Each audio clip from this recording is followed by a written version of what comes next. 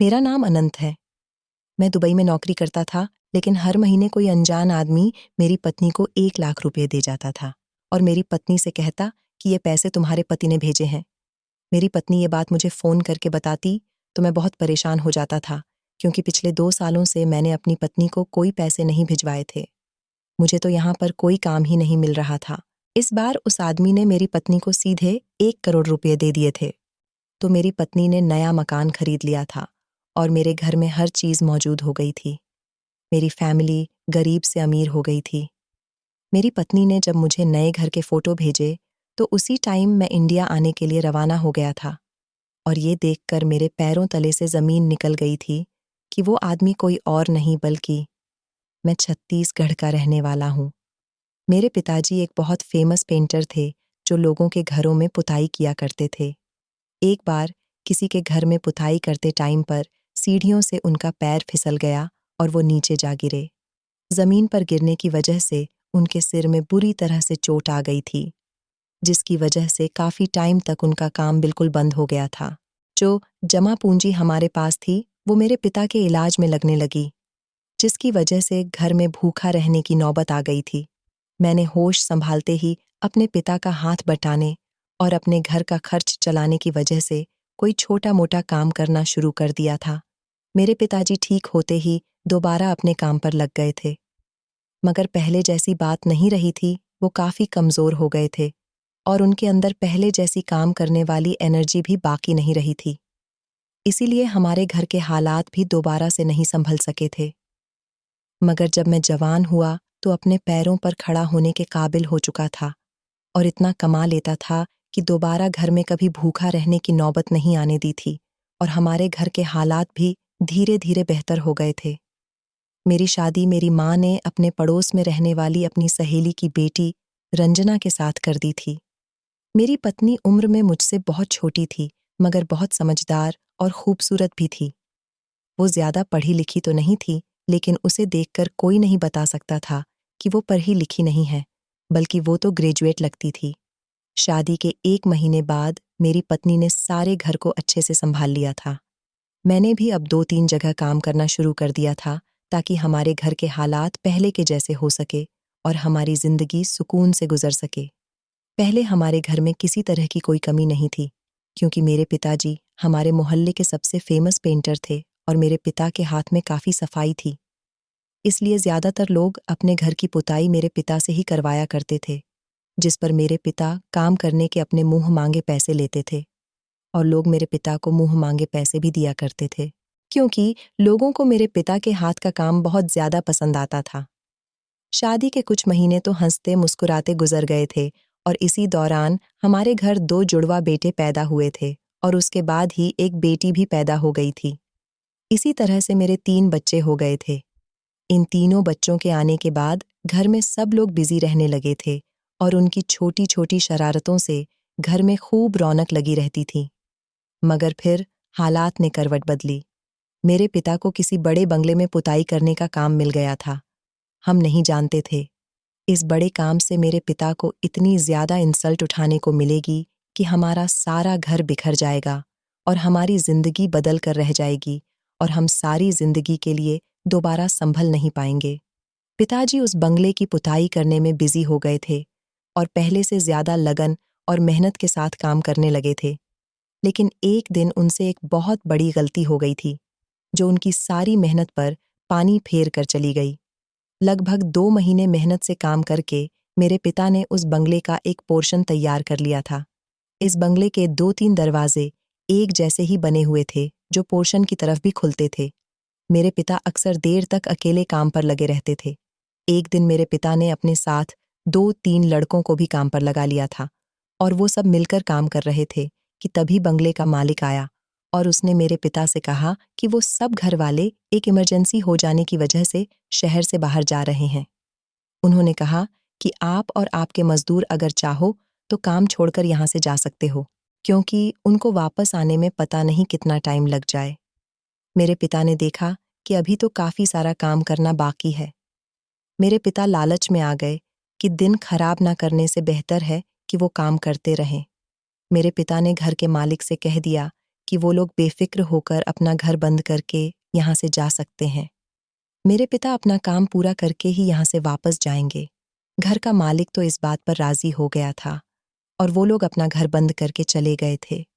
उस दिन मजदूर भी टाइम पर फ्री हो गए और अपने घर को चले गए थे और मेरे पिता उस बड़े से बंगले में अकेले एक दीवार पर पेंट कर रहे थे।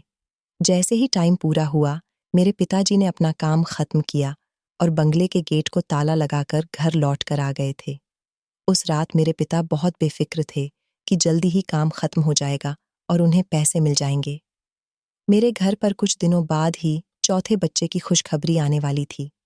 रात देर तक हम सब लोग घर वाले बैठकर आपस में बातें कर रहे थे और अपने घर में आने वाले नन्हे मेहमान के बारे में सोच रहे थे और फिर मेरे पिता थक कर सोने के लिए चले गए।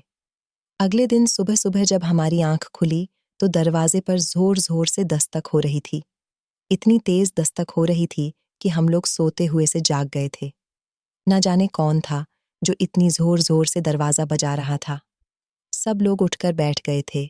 मैंने जाकर दरवाजा खोला तो मेरे पैरों तले से जमीन निकल गई थी, क्योंकि मेरे सामने हमारे घर के दरवाजे पर पुलिस खड़ी हुई थी। उन्होंने मेरे पिता के बारे में पूछा था। उसी दौरान मेरे पिता भी दरवाजे पर आ गए। मेरे पिताजी ने पुलिस के सवाल पर अपना इंट्रोडक्शन करवा दिया तो वो पुलिस वाले कहने लगे कि तुम्हें अभी हमारे साथ पुलिस स्टेशन चलना होगा।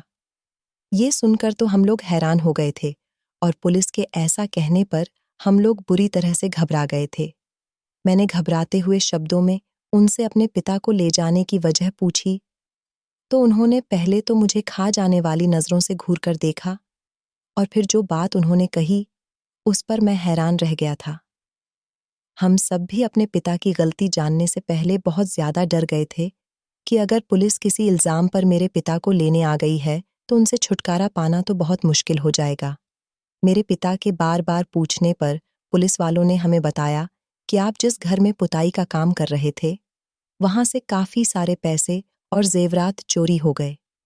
उन्होंने बताया कि कोई ऐसा इंसान है जिसने घर के सारे दरवाजे तोड़ दिए और लगे हुए तालों को तोड़कर घर के अंदर आए थे और आराम से सारा सामान चोरी करके ले गए। घर वालों ने सारा इल्जाम मेरे पिता और उनके साथ काम करने वाले 3 लड़कों पर लगाया था।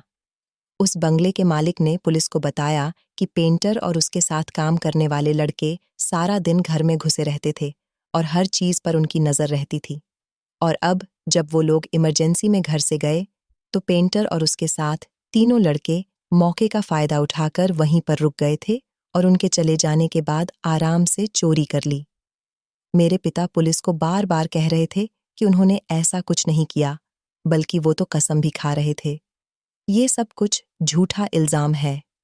उन्होंने उस घर का 1 रुपया भी नहीं उठाया था और ये बात मैं अपने पिता के कहने से पहले जानता था, क्योंकि मेरे पिता ऐसे इंसान नहीं थे। मेरे पिता ने तो कभी मुश्किल से मुश्किल हालात में भी किसी से 1 रुपया उधार तक नहीं लिया था, तो फिर वो चोरी कैसे कर सकते थे?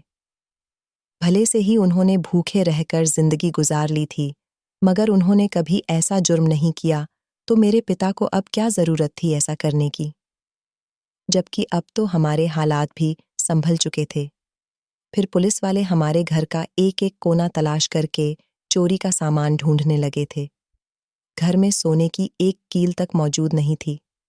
जब उन लोगों को कुछ नहीं मिला तो उन पुलिस वालों ने मेरे पिता को गिरेबान से पकड़कर घसीटते हुए गाड़ी में डाल दिया और वहां से अपने साथ ले गए। वह मेरी जिंदगी का सबसे खतरनाक हादसा था। मैं अपने पिता के साथ अपनी आंखों के सामने ऐसा होता हुआ नहीं देख सकता था। मेरा दिल बहुत रो रहा था, जबकि मेरी माँ मुझसे ज्यादा परेशान थी। ऐसी तकलीफ तो मुझे तब भी नहीं हुई थी जब मेरे पिता को चोट लग गई थी और वो खून से लथपथ अस्पताल में पहुंचाए गए थे। मेरे बूढ़े पिता, जिनसे मैं घर से निकलते टाइम उनका आशीर्वाद लेकर उनके पैर छूकर घर से बाहर जाता था, आज ये पुलिस वाले मेरी नजरों के सामने उन्हें बदतमीजी से घसीट कर ले जा रहे थे। ऐसा दिन देखने से पहले मैं मर क्यों नहीं गया? बस मेरे दिल में यही ख्याल आ रहे थे इस दुनिया में और कानून में इज्जत सिर्फ पैसे वाले की है, और यहाँ तो ना उम्र का लिहाज किया जाता है और ना ही इंसान के हालात देखकर बात की जाती है। और शायद यही वजह है कि हमारी जनरेशन के लोग आज भी तरक्की नहीं कर पा रहे। यहाँ जुर्म साबित होने से पहले ही गरीबों के साथ मुजरिमों के जैसा सुलूक किया जाता है। मेरी माँ की रो रो कर बुरी हालत हो गई थी, जबकि मेरा दिल भी बुरी तरह से दुख रहा था और मेरे बच्चे भी बुरी तरह से डर गए थे। मेरी पत्नी भी रो रही थी और घबरा रही थी। वो मेरी माँ को संभाल रही थी और कभी अपने बच्चों को संभाल रही थी, कभी बच्चों को समझा रही थी। मैंने अपनी माँ को तसल्ली दी कि पिताजी को कुछ नहीं होगा और मैं अपनी पत्नी से दरवाज़ा बंद करने का कहकर घर से बाहर निकल गया था और सीधा पुलिस स्टेशन पहुंच गया। मैंने अपने पिता से मिलने की बहुत कोशिश की, मगर मुझे मिलने नहीं दिया गया था। बहुत भाग दौड़ के बाद मुझे एक दोस्त ने बताया कि उसके चाचा पुलिस स्टेशन में आम से सिपाही की नौकरी करते हैं। वो इस सिलसिले में हमारी मदद तो नहीं कर सकते थे, मगर मुझे मेरे पिता के बारे में पता करके ज़रूर बता सकते थे। मेरे दोस्त के चाचा ने मुझे बताया कि तुम्हारे पिता की तरह बाकी पेंटर भी खाली हाथ पुलिस स्टेशन लाए गए थे। सबने एक ही बयान दिया था कि वो अपना काम जल्दी निपटाकर वहां से चले गए थे। उनसे थोड़ी बहुत जांच पड़ताल करके उन्हें तो छोड़ दिया गया और चोरी का सारा इल्जाम अकेले मेरे पिता पर आ गया था। मेरे पिता को जेल हो गई थी क्योंकि बंगले के मालिक ने कहा था कि जब तक उनके सारे जेवरात और पैसा वापस नहीं करते, तब तक उन्हें जेल में ही रखा जाएगा। मैंने उस बंगले का पता किया और वहां पर पहुंचकर उस बंगले के मालिक के पास चोरी हो जाने की डिटेल लेने लगा। वहां पर अफसोस करने के लिए काफी सारे लोग इकट्ठा थे। मैं उस आदमी को यकीन दिलाने की बहुत कोशिश कर रहा था कि मेरे पिता चोर नहीं हैं। मैं उससे रिक्वेस्ट करता रहा कि वो पुलिस से अपना केस वापस ले लें और असली चोर को ढूंढने की कोशिश करें, क्योंकि इस तरह तो मेरे पिता अगर सारी जिंदगी भी जेल में रहे तो उनका सामान कभी भी नहीं मिल सकता। मेरे इतनी बात कहने पर वो आदमी भड़क उठा था और मुझे धक्के देने लगा। उसने अपने गार्ड को बुलाकर मुझे घर से धक्के मारकर निकलवा दिया था। वो गुस्से से न जाने क्या कुछ बार बार कहता जा रहा था कि तुम गरीब लोग दुनिया के सामने सीधा बनने की कोशिश करते हो, जबकि तुम लोग बहुत बड़े चोर होते हो, हम अमीर लोगों का फायदा उठाते हो। तुम लोगों की नज़र हम जैसे अमीर लोगों के पैसों पर होती है और मौके का फायदा उठाकर तुम लोग हमारी जायदाद अपनी बना लेना चाहते हो। मैं चुपचाप उसे देखता रहा। मेरे बार बार रिक्वेस्ट करने पर उसने सिर्फ अपनी जबान के तीर चलाने बंद कर दिए थे, बल्कि मेरे मुंह पर भी एक थप्पड़ मार दिया था और मुझे धकेल कर गार्ड से कहा, इसको यहां से बाहर फेंक दो। वो दिन मेरी जिंदगी का सबसे खतरनाक दिन साबित हुआ था। मुझे बहुत रोना आ रहा था और अपनी किस्मत पर गुस्सा भी आ रहा था। इधर मैं इतना बेबस हो चुका था कि अपने पिता की कोई मदद नहीं कर सकता था। वो इंसान तो मेरी कोई बात सुनने को तैयार नहीं था। उसके साथ खड़े हुए उस जैसे ही कुछ पढ़े लिखे और खाते पीते लोग ऐसे भी थे जो मेरे साथ होने वाले ऐसे बिहेवियर पर अफसोस कर रहे थे और उसे रोक रहे थे, मगर वो किसी की नहीं सुन रहा था। वो तो लोगों के रोकने पर और उल्टा चीखने लगा, कहने लगा कि मेरी बेटी की शादी होने वाली थी। वो सारे जेवरात कुछ ही दिन पहले मैं अपने घर लाया था और उस पेंटर ने वो सारे चुरा लिए। वो कह रहा था, मैं अपनी बेटी के ससुराल वालों को क्या मुंह दिखाऊंगा। मैं सोच रहा था कि सिर्फ सोना देने पर क्या अमीरों के यहाँ शादी नहीं हो सकती? और फिर इन लोगों के पास तो इतना था कि इन लोगों के घर एक बार क्या 10 बार भी चोरी हो जाए तो इन पर कोई फर्क नहीं पड़ेगा। क्या इन लोगों के घर की शादी सोना या जेवरात के बिना नहीं हो सकती थी? मुझे भी एहसास था कि जमा पूंजी चाहे गरीब की हो या अमीर की, सबके लिए बहुत अहम होती है, मगर बिना किसी सबूत के वो लोग एक गरीब और बूढ़े इंसान को जेल में डालकर उसके घर वालों को बेइज्जत कर रहे थे। मैं मायूस होकर और बेइज्जत होकर वहां से अपने घर चला आया था, मगर मैंने अपने घर के दरवाजे पर ताला लगा देखा। मेरे होश उड़ गए थे। मैंने घबराकर अपने पड़ोस के लोगों का दरवाजा बजाकर अपनी पत्नी और माँ के बारे में पूछा कि मेरी पत्नी और मेरी माँ आखिर कहाँ चली गई। मेरे घर पर ताला लगा हुआ था, तो उन लोगों ने बताया कि करीब 2-3 घंटे पहले तुम्हारी पत्नी की तबीयत अचानक खराब हो जाने की वजह से तुम्हारी माँ उसे पास के ही अस्पताल में ले गई। ये बात सुनकर मैं भागा वहां पहुंचा, तो मेरी माँ उदास चेहरा लेकर मेरे सामने आकर खड़ी हो गई थी। मैं माँ तक पहुंचा तो वो उम्मीद भरे शब्दों में मेरे पिता के बारे में मुझसे पूछने लगी थी। मैंने मायूस होकर अपना सिर झुका लिया, तो मेरी माँ समझ गई थी। और वो बिल्कुल गुमसुम हो गई थी। मैंने अपनी माँ को तसल्ली दी और मैंने अपनी पत्नी के बारे में पूछा तो एक नर्स मुझे बधाइयाँ देने लगी, क्योंकि इस बार फिर से मेरे यहाँ पर बेटे ने जन्म लिया था। मेरे पास अब 3 बेटे और 1 बेटी थी। ये बात सुनते ही मेरी माँ तो और ज़ोर-ज़ोर से रोने लगी थी। मेरे चुप करवाने पर वो कहने लगी कि काश तुम्हारे पिता ये काम लेने से इनकार कर देते। तुम्हारे पिता की सेहत तो अब वैसे भी पहले जैसे नहीं रही थी। न जाने कौन सी ऐसी मनहूस घड़ी आई थी कि तुम्हारे पिता के मन में उस बंगले में काम करने का इरादा पैदा हो गया था। मैं अपनी माँ को सीने से लगाए उन्हें तसल्ली देता रहा कि आप फिक्र मत करो, पिताजी को कुछ नहीं होगा, वो बेकसूर है और ये बात जल्द से जल्द साबित हो जाएगी। मेरी पत्नी की हालत संभली तो हम उसे घर लेकर आ गए थे। दूसरी तरफ मैं अपने पिता के लिए भी भाग दौड़ करता रहा था। मुझे अपना कोई ख्याल नहीं था और ना ही मुझे अपने आने वाले इस बच्चे का ख्याल था, जबकि मैं तो बुरी तरह से परेशानियों में उलझ कर रह गया था और उस दिन की बेइज्जती को नहीं भूला था और मैं दोबारा से उस बंगले के मालिक के पास चला गया था, क्योंकि मुझ जैसा गरीब इंसान वकील हायर नहीं कर सकता था और ना ही कोई ऐसा था जो मेरी मदद कर सकता था। मेरे पास भगवान के सहारे के सिवा और कोई चीज़ नहीं थी और उसके बाद उस इंसान का सहारा था जो कि मेरे पिता को बेकसूर मानकर माफ़ कर देता। मगर वो मेरी तो एक भी बात सुनने के लिए तैयार ही नहीं था। उसे यकीन था कि हम उसका पैसा ज़ेवर छुपा चुके थे। वो हर बार एक ही बात दोहराता रहता कि अगर मैं उसका सामान लौटा दूंगा, तो वो मेरे पिता को माफ़ कर देगा और अपना केस भी वापस ले लेगा। इस दौरान मेरे पिता से मिलने का मौका मुझे मिल गया और मुझे मेरे पिता से मिलने दिया गया।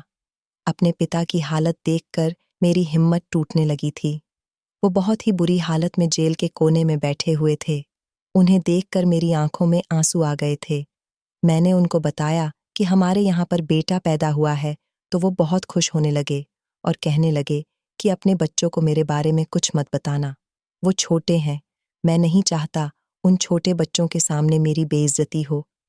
कह देना कि मैं किसी काम से दूसरे शहर गया हूँ, मैं नहीं चाहता। ये बात सुनकर बच्चे सोचने लगे कि शायद उनका दादा सच में चोर है। मेरा दिल अपने पिता की ऐसी बातें सुनकर तड़पने लगा था। गरीबी इंसान को कभी-कभी बहुत बेबस और लाचार बना देती है। अब मुझे पहली बार अपने गरीब होने पर बहुत दुख हुआ था। मेरा दिल तो कर रहा था कि मैं झट से अपने पिता को यहाँ से लेकर चला जाऊं, लेकिन मैं बहुत मजबूर था। मैं कुछ नहीं कर पा रहा था। मैंने पहली बार सोचा था कि अगर मैं अमीर होता तो आज हालात ऐसे नहीं होते। मेरे पिता को जेल में ना आना पड़ता और ना ही सज़ा काटनी पड़ती और न मुझे यूं किसी के आगे हाथ जोड़ने पड़ते। मैंने ये बात अपने पिता के सामने बताई तो वो मुझे समझाने लगे कि गरीबी बुरी चीज़ नहीं है। इंसान के हालात और उसका बुरा वक्त उसकी ज़िंदगी को तय करने वाला भगवान है और वो सब कुछ देख रहा है और सब कुछ जानता है। उसे पता है कि किसने क्या किया है। वह सारा इंसाफ करता है और सच कभी छुपा नहीं रहता। सच एक न एक दिन दुनिया के सामने ज़रूर आ जाता है। गरीबों को गाली बनाने वाले तो ये ज़मीन पर रहने वाले लोग थे, जो गरीब को जुल्म की चक्की में पीसकर अपने आप को पूरा और बेहतरीन इंसान समझ बैठे थे। मैं अपने पिता को तसल्लियाँ देकर आ गया था और उसके बाद मुझे पूरे 2 साल बाद अपने पिता से मिलने जेल ही जाना पड़ा था। मेरे पिता कभी घर वापस नहीं आ सके थे। जेल में रहकर वो बीमार और बहुत ज़्यादा कमज़ोर हो गए थे। मैं अपने माता-पिता की परेशानी में बेकार हो चुका था। पूरे 2 साल बाद मेरी माँ भी हिम्मत हार चुकी थी और वो अपने पति के इंतज़ार में इस दुनिया को छोड़कर चली गई थी। मैं अपने पिता को माँ की मौत के बारे में बताने का सोच ही रहा था कि एक दिन मुझे खबर मिली कि मेरे पिता भी इस दुनिया से जा चुके हैं। वो दोनों ही दुनिया वालों की दी हुई इंसल्ट से बुरी तरह से थक गए थे और भगवान को प्यारे हो गए थे और मेरे दिल में उनका गम और उनकी सच्चाई दबी की दबी रह गई थी। मेरी पत्नी और मेरे बच्चों के लिए मैं मेहनत मजदूरी में लग गया था, मगर ना जाने किस्मत को क्या मंजूर था। मेरा काम लगातार हर जगह से धीरे-धीरे खत्म होने लगा था।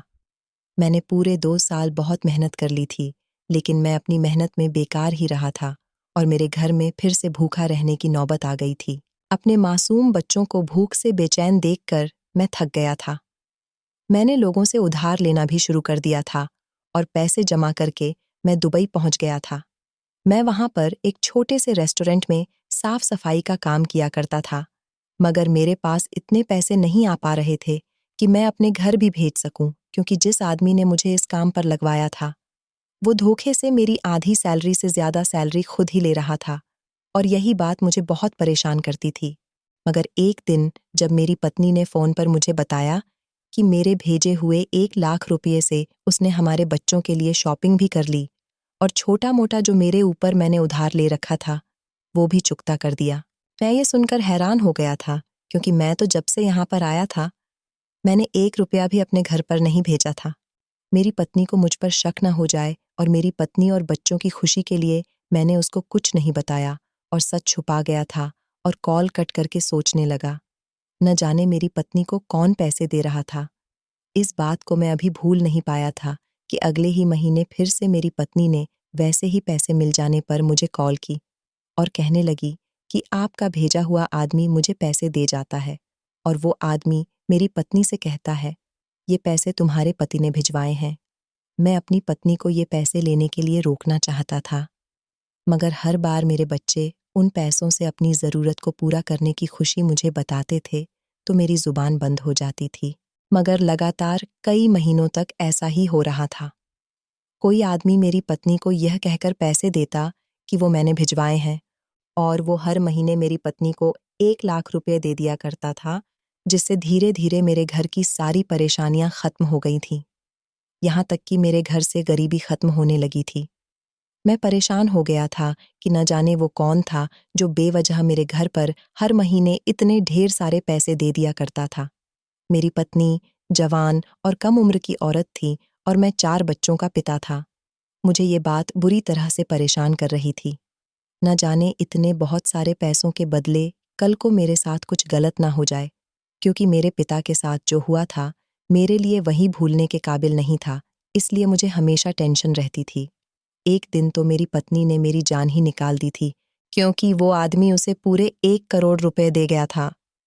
1 करोड़ रुपए किसी गरीब इंसान के लिए बहुत बड़ी से बड़ी रकम होती है, और उन पैसों से मेरी पत्नी ने एक बंगला भी खरीद लिया था। इस बार मैं सारे काम छोड़कर इंडिया वापस आ गया था। घर पहुंचकर देखा तो मेरे घर के हालात काफी हद तक बदल चुके थे। घर से गरीबी का नामो निशान ही मिट चुका था। घर में अच्छा खाना पीना था, और मेरी पत्नी ने उन 1 करोड़ रुपए से जिससे मैंने उधार लिया था वो सब भी दे दिया था। मेरी पत्नी ने उन पैसों से बंगला खरीद लिया था तो मेरी जिंदगी भी आसान हो गई थी। मगर मुझे ये बेवजह पैसे देने वाले का नाम जानना था कि न जाने ये कौन इंसान था और क्यों हमारे ऊपर इतने एहसान कर रहा था। मैं महीना खत्म होने का इंतजार करने लगा, और जब वो आदमी पैसे देने आया तो मैंने ही दरवाजा खोला था। वो आदमी मुझे देखकर फौरन ही घबरा गया था। मैंने उसे रोक लिया और उसको पकड़कर सख्ती से सवाल किया कि वो कौन है और वो क्यों हर महीने मेरे घर पर पैसे देने आता है। मेरे सवाल पूछने पर जब वो सर झुकाकर कहने लगा तो मुझे अचानक ही गुस्सा आ गया था। वो कहने लगा कि वो उस आदमी का बेटा है जिसने 2.5 साल पहले मेरे पिता पर चोरी का इल्जाम लगाकर उसे जेल भेज दिया था। ये सुनकर मेरे अंदर गुस्से की आग भड़क उठी थी। मैं उसके पिता की तरह उसे धक्के नहीं दे पाया था, मगर मैंने उसे इतना जरूर कहा था कि मैं तुम जैसे घमंडी और धोखेबाज लोगों के पैसों का हकदार नहीं हूं। इसीलिए जो पैसे तुम यहाँ पर लेकर आए हो उन पैसों को वापस ले जाओ, और जो पैसे मैं तुम्हारे अब तक ले चुका हूं वो मैं तुम्हें वापस कर दूंगा। मेरी बात पर उस लड़के ने कहा कि तुम ये नहीं जानना चाहोगे कि मैं इतनी बड़ी रकम तुम्हारे घर पर क्यों देता आ रहा हूं। उसके सवाल ने मुझे एकदम हैरान कर दिया था। मैं इस बात की वजह जानना चाहता था। मेरे खामोश होने पर उस लड़के ने मुझे धीमी सी आवाज में सब कुछ बता दिया। उसकी बताई हुई वजह मेरी सोच से भी ऊपर थी। मैं उस लड़के को देख रहा था और मेरी आंखों में आंसू आने लगे थे। वो बता रहा था कि जब उसके घर पर चोरी हुई थी तब मैं अपनी फैमिली के साथ नहीं रहता था, बल्कि मैं हॉस्टल में दूसरे शहर पढ़ने के लिए गया हुआ था। मैं उसी दिन अपनी बहन की शादी के लिए वहां पर पहुंचा था। उस दिन जब तुम पहली बार अपने पिता की बेगुनाही को बताने के लिए हमारे घर पर गए थे और मेरे पिता ने तुम्हारी बहुत इंसल्ट की थी। ये सब सुनकर मैं बहुत परेशान हो गया था। उस लड़के ने बताया कि उनके घर में होने वाली चोरी के पीछे किसी और का नहीं, बल्कि मेरी उसी बहन का हाथ है जिसकी शादी होने वाली थी। मेरी बहन का अफेयर किसी और लड़के के साथ चल रहा था और वो अपनी शादी से खुश नहीं थी। उसने अपने माता पिता के उस दिन घर से जाने का फ़ायदा उठाया और घर से जाते हुए अपने बॉयफ्रेंड को घर में किसी के ना होने के बारे में बता दिया था। हमारी फैमिली के घर से निकलते ही मेरी बहन का बॉयफ्रेंड अपने दोस्तों के साथ घर में घुस आया था और उसने हमारे घर में घुसकर सारे ज़ेवरात और पैसे चुरा लिए और फरार हो गया था। उन दोनों के बीच ये बात फिक्स हो गई थी कि वो बाद में घर से भागकर शादी कर लेंगे, मगर वो लड़का चोरी करने के बाद मेरी बहन को धोखा दे गया और वापस आया ही नहीं। उस लड़के ने अपनी लाइफ सेट कर ली। जब वो लड़का मेरी बहन से शादी करने के लिए नहीं आया, तो मेरी बहन ने खामोशी से अपने माता पिता की मर्जी के साथ ही शादी कर ली और मेरी बहन की शादी के 6 महीने बाद मेरी बहन का बॉयफ्रेंड फिर से उसे पैसों के लिए ब्लैकमेल करने लगा और फिर ये बात मेरी बहन के पति को भी पता चल गई थी। उसने ये बात पता चलते ही मेरी बहन को डिवोर्स दे दी और उसे घर से निकाल दिया। हमारी बहन जब हमारे घर पर आ गई और उसने हमें सारी सच्चाई बताई तो हमें बहुत अफसोस हुआ था। ये सुनकर मैं हैरान रह गया था कि मेरे पिता के साथ इतना बड़ा धोखा किया गया था। ये बात तो मैं अच्छे से जानता था कि मेरे पिता चोर नहीं हैं। मेरे पिता को धोखे से फंसाया गया था। उस लड़के ने बताया कि मैंने अपने पिता को समझाने की बहुत कोशिश की थी कि वो तुम्हारे गरीब पेंटर पिता को जेल से रिहा करवाए, क्योंकि तुम्हारे पिता बेकसूर हैं। मगर मेरे पिता अपनी इज्जत के लिए खामोश रहे थे। अगर मेरे पिता तुम्हारे पिता की बेगुनाही साबित कर देते, तो इसके लिए मेरी बहन का राज खोलना पड़ता और इसी तरह से तुम्हारे पिता को सज़ा मिलती रही। मेरे पिता अपनी जिद पर डटे रहे और इसी तरह से इस हादसे के पूरे 2 साल बाद मेरे पिता की मौत हो गई। उनकी मौत के बाद मैं तुम्हारे पिता के पास जेल गया था और उनको सब कुछ सच-सच बता दिया था। मैं तुम्हारे पिता को जेल से रिहा करवाना चाहता था, इसलिए मैं पुलिस वालों को भी सारी बात बताना चाहता था ताकि तुम्हारे पिताजी निकल जाएं। मगर तुम्हारे पिता इतने अच्छे इंसान थे कि उन्होंने मुझसे कहा कि अगर तुम मेरी सच्चाई लोगों के सामने लाओगे, तो तुम्हारी बहन की बदनामी होगी।